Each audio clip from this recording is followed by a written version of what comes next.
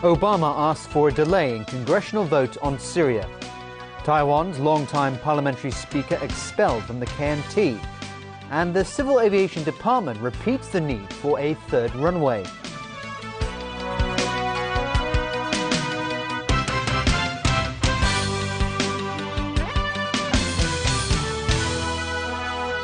Good evening. U.S. President Barack Obama went on national television this morning, Hong Kong time, to make his case for military action against Syria.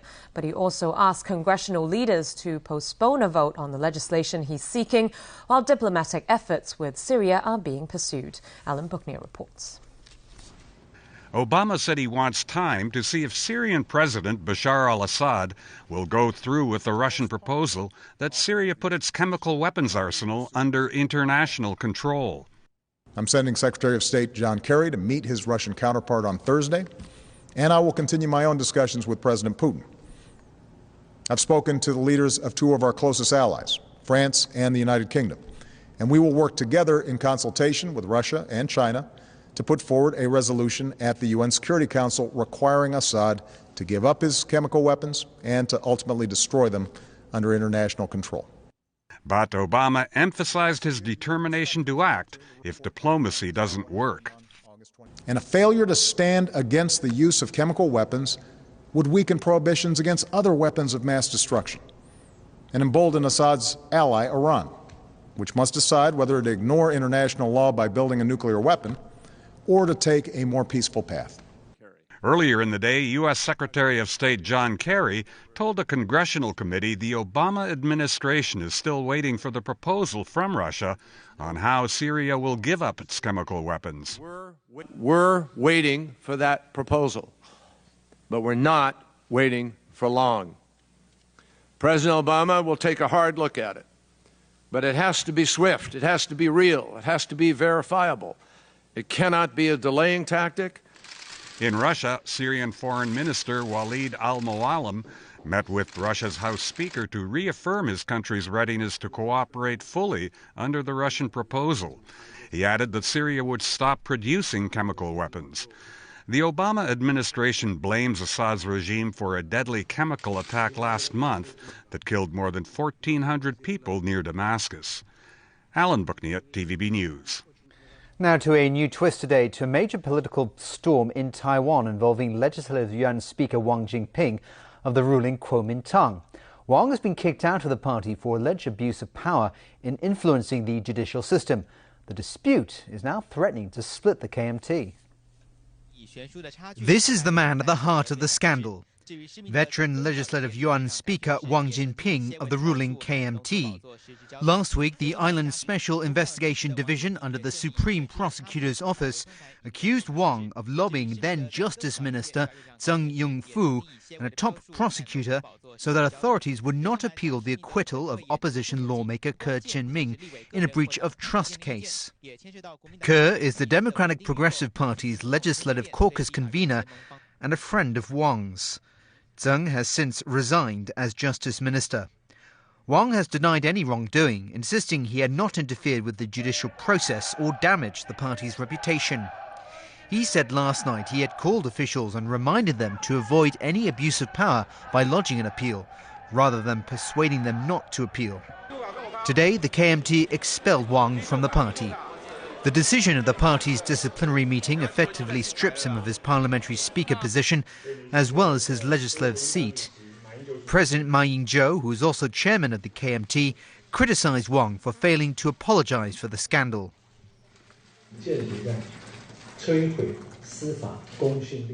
Ma called on Wang to quit as legislative speaker, saying the island's judicial system would be further undermined if he is to stay on.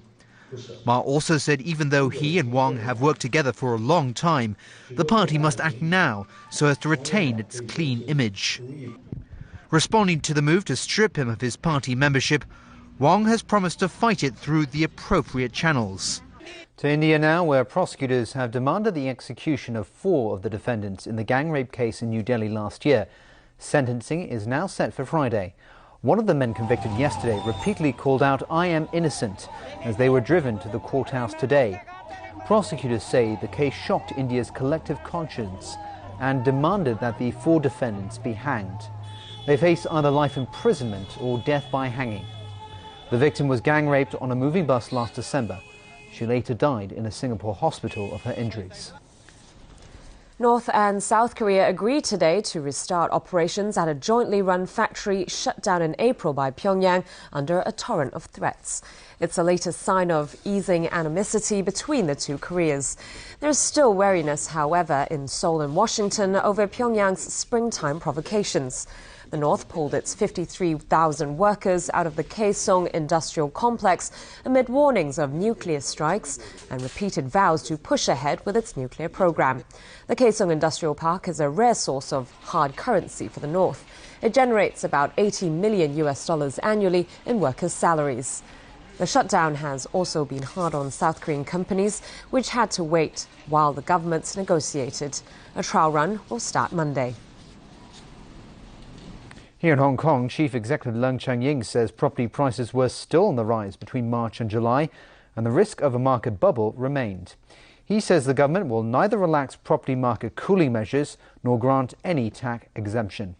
However, and despite opposition from the property sector, the government is hoping that the Legislative Council moves to pass the relevant bills when it returns from summer recess next week. John De Silva reports.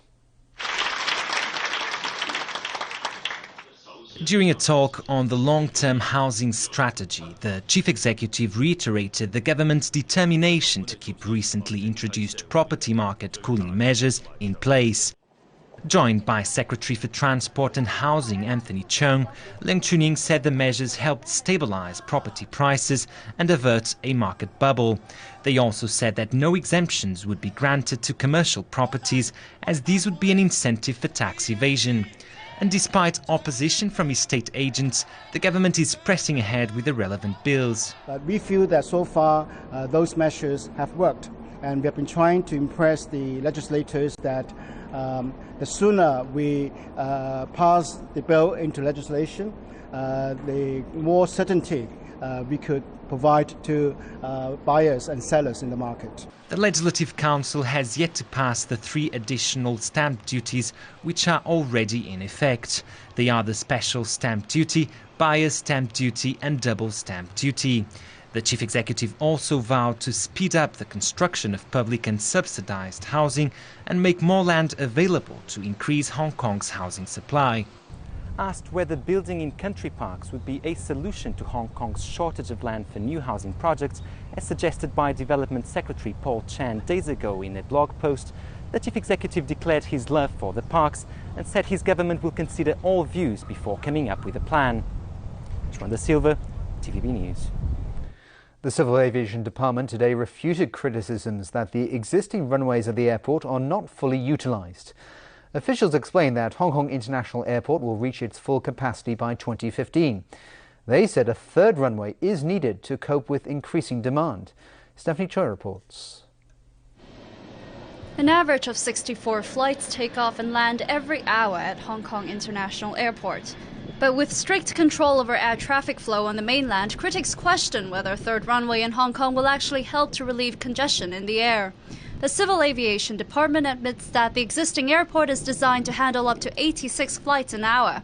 But those who say the runways are not being fully utilized have not taken flight delays into account. And by 2015, the airport, they say, will reach full capacity. Shenzhen Airport, Hong Kong Airport and Macau Airport are very close to each other. So we've already, in the year 2007, agreed on the plan that if Hong Kong has the 3rd runway, Shenzhen using the 2nd runway, there will be enough airspace for both airports to operate the aircraft. So we see no problem if Hong Kong is agreed to build the 3rd runway, there will be enough airspace for use. To cope with the expected increase in air traffic, aviation authorities from Macau, mainland China and Hong Kong aim to remove all airspace restrictions in the Pearl River Delta by 2020. But will a 3rd runway help Hong Kong keep up with competition from the mainland as a transportation hub? Businessman Lau Tat Pong is a frequent traveler around the mainland. He says the flights to mainland cities are more frequent at airports on the other side of the border, and more routes are available over there. But going to the mainland to catch those flights is a hassle, so he's willing to pay more if he can fly from Hong Kong instead. There are 5 airports in the Pearl River Delta region, but Hong Kong is at the top in terms of passenger and cargo volume. Baiyun Airport in Guangzhou is quickly catching up. When the 3rd runway there opens next year, Guangzhou will be able to handle 130 international routes, pretty much close to Hong Kong's standard. To stay on top, Luo Chen-kwok at the Chinese University's Aviation Policy and Research Center says Hong Kong needs to have competitive technology and airport management. While mainland airports might have more routes, being able to handle large planes which passengers often prefer, he believes, can make Hong Kong the winner.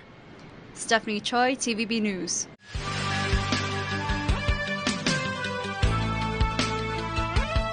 Meanwhile, activists here in Hong Kong won't be heading for the Jiaoyu Islands anytime soon. Their vessel has yet to receive a clean bill of health from authorities. Koti Nanwandi has that story. An automatic door to the kitchen, and new planks on the deck. Just some of the efforts so far to make the Kaifeng No. 2 seaworthy again. The government banned the vessel from sailing to the disputed islands recently in a show of Chinese sovereignty. And local Diaoyu activists have yet to find a qualified contractor to certify that the boat is safe. While some aspects of the boat have been fixed, the group has yet to cover these rusty holes in the hull with metal plates to meet the safety requirements of the Marine Department. They say it will take another 2 weeks to fix it. They are asking the Marine Department for help in finding a contractor. An activist, Lo Chao, says while it is a good idea for the department to become more stringent with safety measures since the Lama Ferry disaster last year, it is going to take them time to get the boat to meet all the regulations. It won't be in time for the 82nd anniversary of Japan's invasion of northeastern China next Wednesday. Instead, the activists plan to rally at the Japanese Consulate General on Sunday. They also want to appeal to Beijing to do more to assert Chinese sovereignty. And the group says it's considering joining hands with fellow activists in Taiwan to sail to the Diaoyus. Koti Nanwandi, TVB News. In southern Turkey, hundreds of demonstrators clashed with police following the funeral of a protester who died Monday in disputed circumstances. In Hatay, protesters launched fireworks at police who responded with tear gas and water cannon. 22-year-old Ahmed Atakan died after allegedly being hit on the head by a tear gas canister. Police deny that, saying Atakan died after falling down. Protests across the country went well into the night. The anti-government demonstrations began in June after a police crackdown on a group of people protesting a planned development near Istanbul's central Taksim Square. And back locally, a burst pipe in To Kwa Wan forced the partial closure of a road there and caused serious traffic congestion throughout the day in eastern Kowloon. About 20 bus routes had to be diverted. Jenny Lam reports. The pipe burst on Mata Wai Road in To Kwa Wan at around 5 a.m. and much of the road resembled a stream. Police cordoned off a section of the road between Kangsu Street and Chi Kang Street. No traffic was allowed along 2 southbound lanes and 1 northbound lane.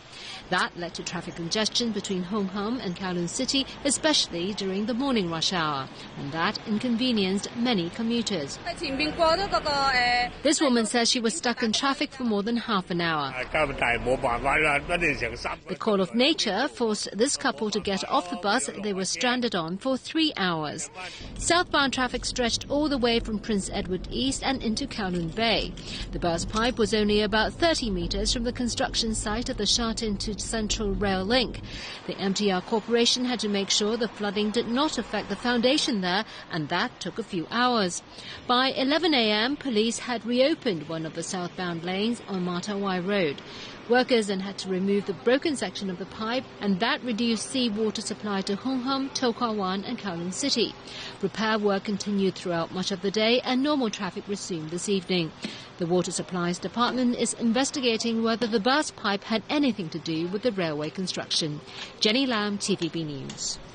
The Buildings Department launched a signboard validation scheme earlier this month to deal with unauthorized signboards around the city.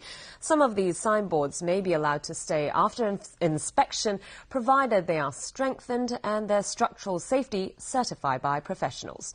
A political party has conducted a survey and put the number of potentially unsafe signboards at more than 10,000.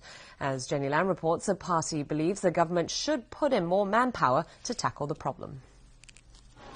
This mess on Fook Wing Street in Sham Shui Po last week was just the latest reminder of the many signboards that hang precariously off buildings around Hong Kong. At this 60-year-old building in the same neighbourhood, the landlady is often worried that someone would be injured if one of the rusty old signboards comes loose. The third-party insurance, she fears, may not be enough to cover the compensation and medical expenses. According to a survey carried out by the Democratic Alliance for the Betterment and Progress of Hong Kong, the areas around Shek Kip Mei Street, Ap Liu Street, Kee Lung Street, Wong Chuk Street, Fook Wing Street and Fook Wah Street in Sham Shui Po have more than 300 abandoned and potentially unsafe signboards. All of them are in danger of falling into the street. Sham Shui Po District Councillor Vincent Chang says the government is not doing enough to deal with the problem. He says there are more than 100,000 signboards around town, and suppose 10% of them are not in good shape, that would mean a total of more than 10,000 signboards in need of urgent attention from the authorities. But the Buildings Department has only a target of removing 1,000 unsafe signboards a year. He's called for more government manpower to dismantle the dangerous signboards as soon as possible. Jenny Lam, TVB News. The government will gazette the Peak Tram Amendment Bill 2013 on Friday to give the Chief Executive and Council the power to grant the operator a new licence. The current tram licence will expire on December 31st.